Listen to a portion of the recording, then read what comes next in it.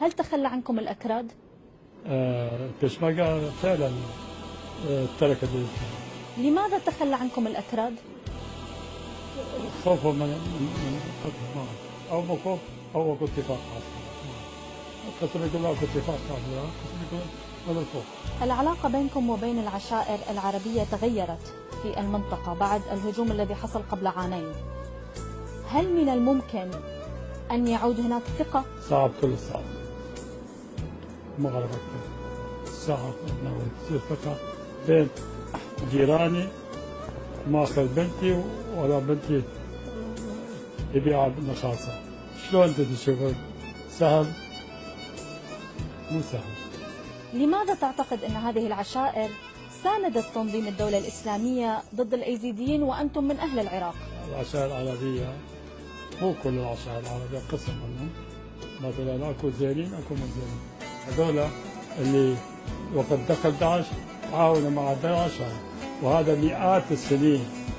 اليزدية علاقات قوية بين يزدية وبين قاتلية، بين يزدية وبين الجهين. وقد دخلوا هذا كلهم أكثرهم دخلوا مع داعش ضد اليزدية.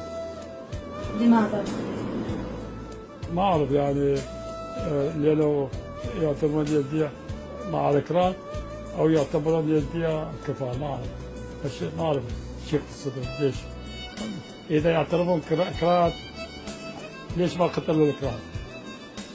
وإذا يعتبرون اليزدية كفار، احنا واحد، الله واحد واحد، ما نعترف اثنين. كلنا يزدية، عندنا كتب سماوية، عندنا كتب هذا، عندنا كلنا هذا، واحنا بشر نحب الله. يعني احنا ندعي لكل العالم بعدين ندعي لنفسنا. احنا يزدية رحيمين عاطفيين. احنا قبل كل شيء يزيدية.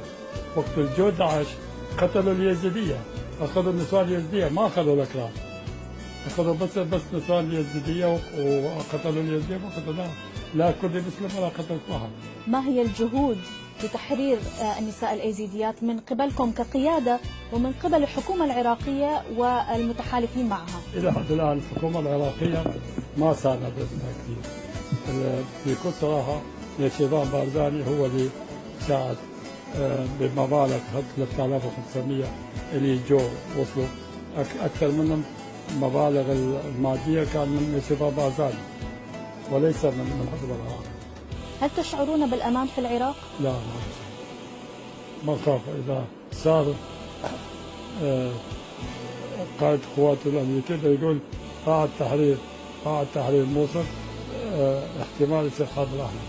في حاله بعد تحرير موصل من داعش يصير حرب اهل الاقليات، وضعنا يكون سيء.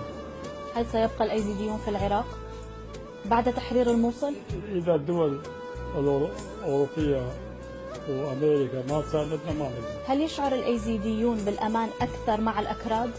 الاكراد العلمانيين انا ثق بهم، بس علاقه المتشددين الاسلام المتشدد ما نقدر. سمو الامير تحسين سعيد علي بيك، امير الطائفه الايزيديه في العراق وفي العالم، شكرا جزيلا على هذا اللقاء.